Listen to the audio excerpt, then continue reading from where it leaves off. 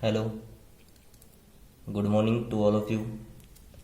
आज हम लोग इस वीडियो में एक नए चैप्टर रेशियो एंड प्रोपोर्शन के कुछ बेसिक कंसेप्ट्स के बारे में जानेंगे। ठीक है।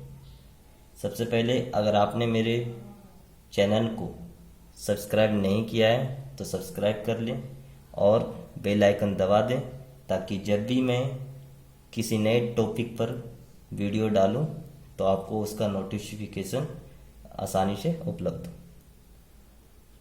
ठीक है। चलिए तो आज हम लोग शुरू करते हैं रेशियो एंड प्रोपोर्शन के बारे में।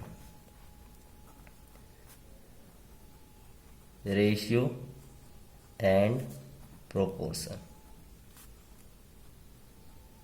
Ratio and proportion. ठीक है। रेशियो को हम लोग हिंदी में क्या बोलते हैं? अनुपात। और प्रोपोर्शन को हम लोग हिंदी में क्या बोलते हैं? समानुपात। ठीक है। रेशियो को हम लोग 2 डॉट से रिप्रेजेंट करते हैं और प्रोपोर्शन को हम लोग 4 डॉट से रिप्रेजेंट करते हैं। ठीक है। रेशियो क्या होता है? रेशियो रेशियो हम लोग किसको बोलते हैं? रेशियो। ठीक है। रेशियो हमेशा 2 क्वांटिटी के बीच के रिलेशन को बताता है। 2 क्वांटिटी के बीच के रिलेशन को बताता है रेशियो। 2 क्वांटिटी के बीच के रिलेशन को। और कैसा quantity? Same kind and same unit. ठीक है। रेशियो क्या होता है? 2 क्वांटिटी के बीच में रिलेशन को बताता है। वही कैसा क्वांटिटी? सेम काइंड और सेम यूनिट का होना चाहिए। ठीक है। और रेशियो को हम लोग रिप्रेजेंट कैसे करते हैं? ए बाई बी। और इसी को हम लोग लिखते हैं ए इज टू बी। ठीक है। जहां पर ए को हम लोग क्या बोलते हैं? एंटीसीडेंट। और बी को क्या बोलते हैं? कंसिक्वेंट। ठीक है। कंसिक्वेंट बोलते हैं बी को। ठीक है। अब same kind and same quantity का मतलब समझ में आ गया होगा। जैसे कि 2 लीटर का रेशियो हम लोग 4 लीटर के साथ ही निकाल सकते हैं, 1:2। ठीक है। या 5 मीटर क्लॉथ का 15 मीटर क्लॉथ के साथ रेशियो तो कितना आ जाएगा? 1:3। तो ये है रेशियो। ठीक है। 2 सेम काइंड और सेम यूनिट के क्वांटिटी के बीच में रिलेशन को बताता है रेशियो। समझ में आया रेशियो किसको बोलते हैं? ठीक है। अब प्रोपोर्शन के बारे में हम लोग जानेंगे। प्रोपोर्शन किसको बोलते हैं? ठीक है। प्रोपोर्शन ठीक है। प्रोपोर्शन क्या होता है? अगर ratio if ratio of 2 quantities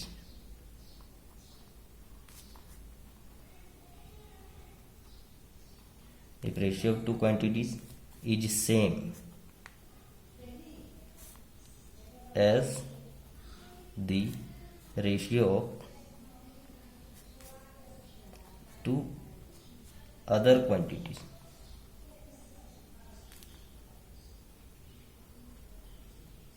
तो हम लोग क्या बोलेंगे उसको कि दोनों रेशियो क्या है? प्रोपोर्शन है। ठीक है।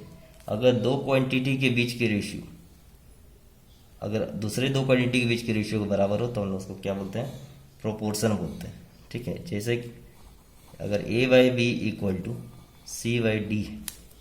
ठीक है। ये 2 क्वांटिटी ए बी है, इसका बीच का रेशियो इक्वल है सी बाई डी के, तो हम लोग क्या बोलेंगे कि ये दोनों क्वांटिटी आपस में प्रोपोर्शन है। ठीक है। इसको हम लोग कैसे लिख सकते हैं? A into D equal to B into C. Clear है? कोई दिक्कत नहीं। तो ये दोनों क्वांटिटी प्रोपोर्शनल है। अगर प्रोपोर्शनल हो तो A into D equal to B into C होगा। ठीक है। इसी को हम लोग लिखते हैं ए रेशियो बी को क्या लिखते हैं? ए इज टू बी। और ये इक्वल टू का सिंबल जो होता है ये प्रोपोर्शनलिटी के सिंबल को दर्शाता है। और ये C/D, ये इसको लिखने का तरीका क्लियर है, ठीक है। ये A/B प्रोपोर्शनल C/D, ठीक है। देखते हैं इसको और आगे।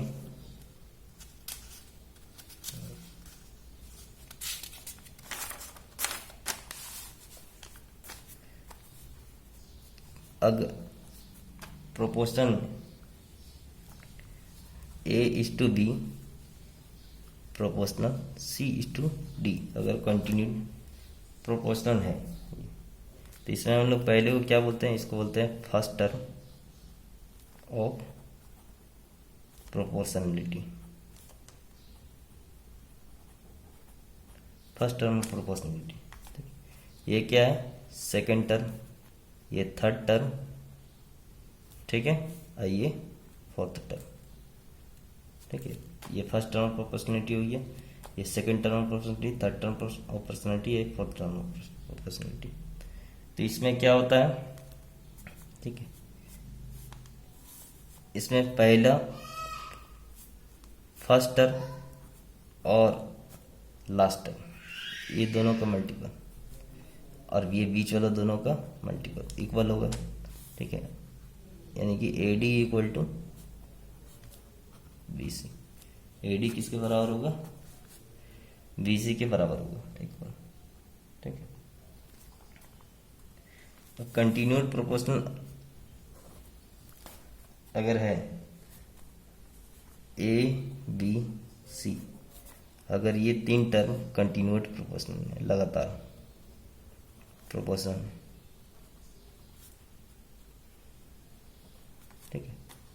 तो हम लोग इसको किस तरह से लिख सकते हैं, A/B प्रोपोर्शनल B/C, ठीक है। तब ये दोनों, ये फर्स्ट टर्म कहलाएगा और ये लास्ट टर्म, ठीक है।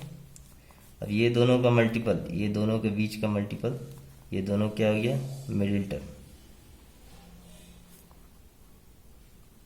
मिडिल टर्म, ठीक है, के बराबर होगा। तो B/V² इक्वल टू AC, मतलब V इक्वल टू √AC। तो जब भी मीन टर्म या मिडिल टर्म निकालने के लिए पड़ेगा या मीन प्रोपोर्शनल, तो क्या हो जाएगा, V इक्वल टू √AC हो जाएगा मीन प्रोपोर्शनल। तीन टर्म अगर कंटिन्यू प्रोपोर्शनल होगा तो, ठीक है। अगर चार टर्म अगर बात करें, अगर मान लेते हैं कि चार टर्म ABCD, अगर चार टर्म कंटिन्यूड प्रोपोर्शनल है,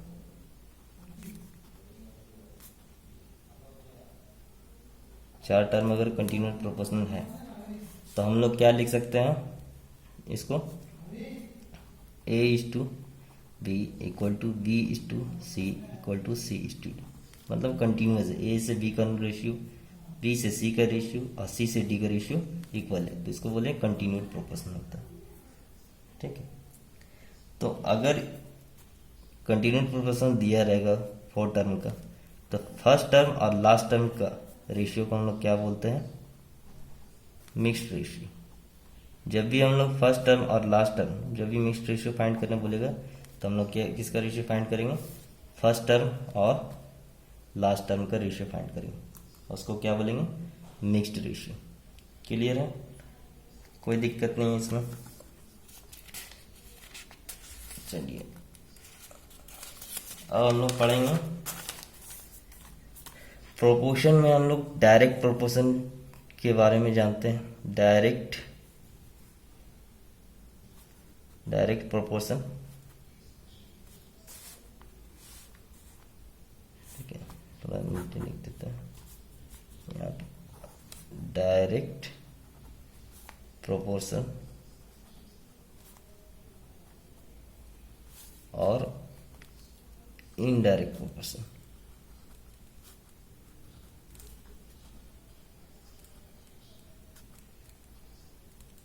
डायरेक्ट प्रोपोर्शन और इनडायरेक्ट प्रोपोर्शन, ठीक है।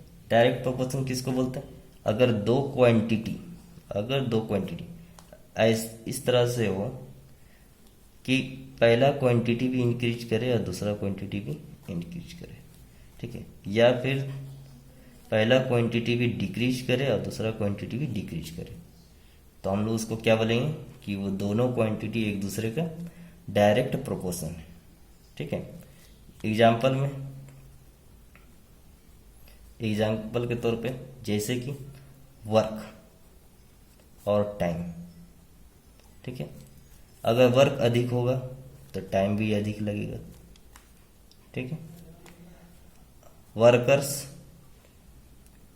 और वेजेस, ठीक है, अगर काम करने का व्यक्तियों की संख्या अधिक होगी तो वेतन भी देना पड़ेगा ज़्यादा, ठीक है, वेतन क्योंकि कुल टोटल वेजेस बढ़ेगा, ठीक है।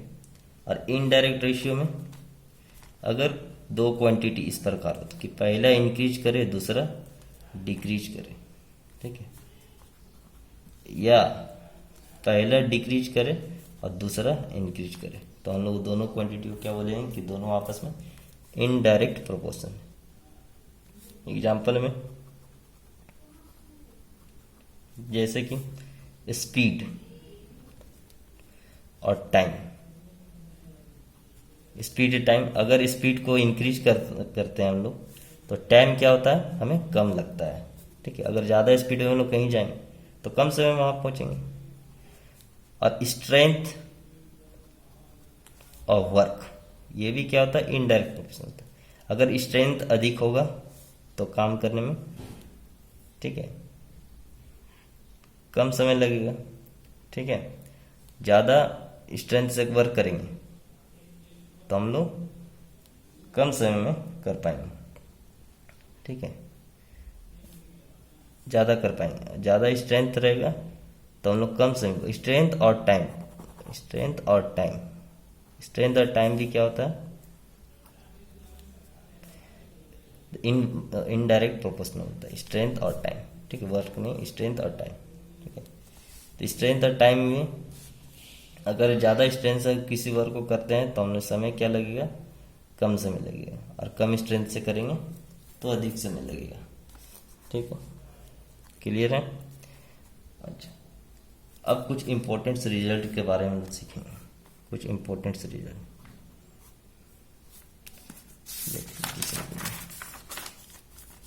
इम्पोर्टेंट रिजल्ट,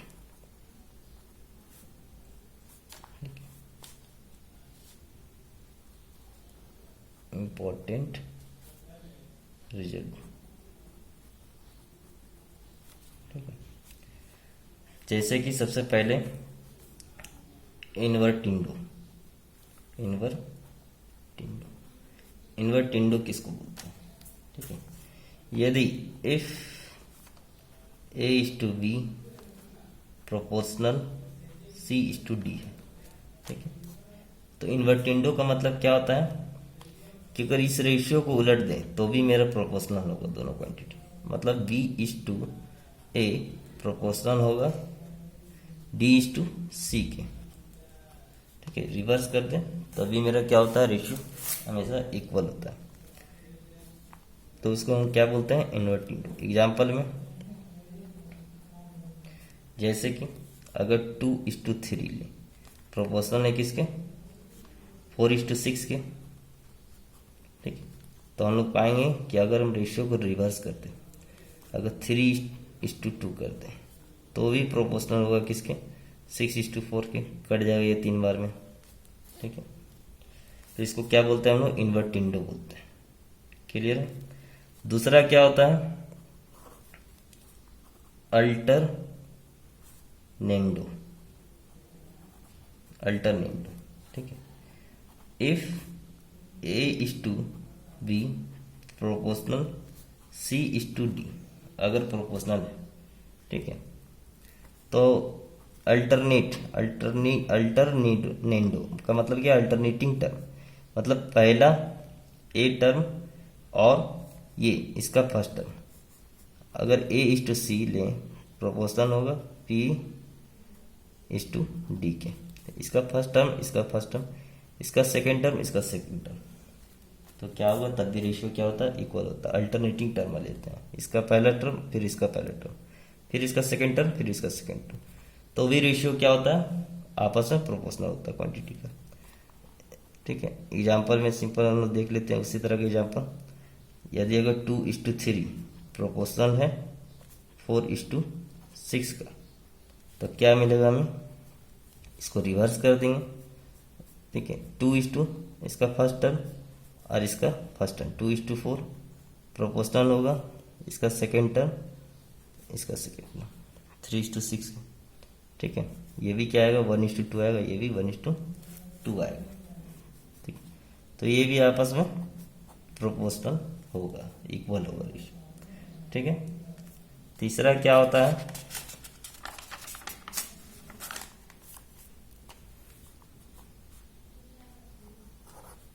तीसरा होता है componendo. Componendo, if A is to B proportional to C is to D, अगर 4 टर्म प्रोपोर्शनल है, ठीक है, तो A प्लस बी प्रोपोर्शनल होगा, A plus B is to B proportional होगा किसके, C plus D is to D के। ठीक है, अगर 4 टर्म आपस में अगर कंटिन्यूस प्रोपोर्शनल है, ठीक है, तो A इज टू बी, तो पहले 2 टर्म A प्लस बी का सम और फिर सेकेंड टर्म का रेशियो, अब फिर अंतिम 2 टर्म का सम और फोर्थ टर्म का रेशियो भी क्या होता है, हमेशा इक्वल होता है। इसी को बोलते हैं क्या, कंपोनेंडो बोलते हैं ये। ठीक है, एग्जाम्पल में उसी तरह ले लेते हैं हम लोग। अगर 2:3 प्रोपोर्शनल है 4:6 के, ठीक है, तो क्या मिलेगा, अगर पहले 2 का सम लें तो 2:3 कितना रहेगा, 2 3 5, रेशियो ये 3 प्रोपोर्शनल होगा किसके, इसको अगर जोड़ दें 10:6, इसको अगर काट दें तो 5:3 आएगा। इसका भी रेशियो, ये दोनों आपस में क्या होगा, हमेशा प्रोपोर्शनल होगा। ठीक है, चौथा क्या होता है, डिविडेंड। ठीक है, डिविडेंडो, ये रूल क्या बोलता है कि अगर A is to B proportional है C इज टू D के, A is to B proportional है C इज टू D के, तो क्या मिलेगा हमें कि पहले टर्म का, पहले A minus B is to B proportional होगा किसके, C minus D proportional D के, इक्वल होगा। क्लियर है, एग्जाम्पल में जैसे बता देता हूँ, जैसे कि अगर 3:2 प्रोपोर्शनल है 6:4 के, तो पहला 2 टर्म का माइनस A माइनस बी 3 में 2 घटा 1 आएगा इज टू 2 प्रोपोर्शनल होगा, फिर 6 में 4 घट गया 2:4 का, ये 1:2 है, ये भी कट के कितना आ जाएगा 1:2 आ जाएगा, तो ये दोनों क्या होगा, इक्वल होगा। तो इसको क्या बोलते हैं, डिविडेंडो बोलते हैं। ठीक है, ये रूल जाना जाता है डिविडेंडो के रूप में। ठीक है, अब अंतिम जो रूल मैं बताने जा रहा हूँ, जो इम्पोर्टेंट है, जो हमेशा यूज होता है क्वेश्चंस बनाने में, componendo and dividendo. Componendo and dividendo. ठीक है, ये रूल में अगर A is to B proportional है C इज टू D के, ठीक है, A is to B quantity proportional है C इज टू D के, तो दोनों का sum A plus B is to, फिर दोनों का सब्सट्रैक्शन प्रोपोर्शनल होगा। ठीक है, C plus D is to C minus D के, अंतिम 2 टर्म का सम और दोनों का सब्सट्रैक्शन के इक्वल होता है, प्रोपोर्शनल होता है। ये रूल को बोलते हैं हम लोग कंपोनेंडो एंड डिविडेंडो। ठीक है, क्लियर है। ठीक है, अब इसका एग्जाम्पल देख लेते हैं। यदि रहेगा 3:2 प्रोपोर्शनल 6:4 दिया हुआ, ठीक है। तो हम लोग देखते हैं कंपोनेंडो और डिविडेंडो रूल अगर लगाएंगे अगर, तो पहला दो सम 3 2 5, फिर दोनों का सब्सट्रैक्शन 1। प्रोपोर्शनल होगा पहला दो का सम 10 और पहला दोनों का सब्सट्रैक्शन 2। ये कट जाएगा 5:1 आ जाएगा इक्वल, ठीक है। तो इसको बोलते हैं कंपोनेंडो एंड डिविडेंडो रूल, ठीक है। अब कंपोनेंडो एंड डिविडेंडो रूल में एक और मैं लिखवा देता हूं, अगर a/b equal to c/d equal to e/f term है, ठीक है। तो हम लोग अगर ऊपर का टर्म सारा न्यूमरेटर को अगर सम करें और नीचे डिनोमिनेटर को सम करें, तब भी रेशियो हमेशा क्या होगा, इसके इक्वल होगा। a plus c by equal to b plus d plus f हमेशा इक्वल होता है, ठीक है। तो आज के लिए वीडियो यहाँ तक काफ़ी है। नेक्स्ट वीडियो में हम रेशियो एंड प्रोपोर्शन की क्वेश्चंस करेंगे, ठीक है। आज के लिए थैंक यू। अगर आपने चैनल को सब्सक्राइब नहीं किया है तो सब्सक्राइब कर लें, और वीडियो अगर अच्छा लगा है तो लाइक कर लें। Thank you.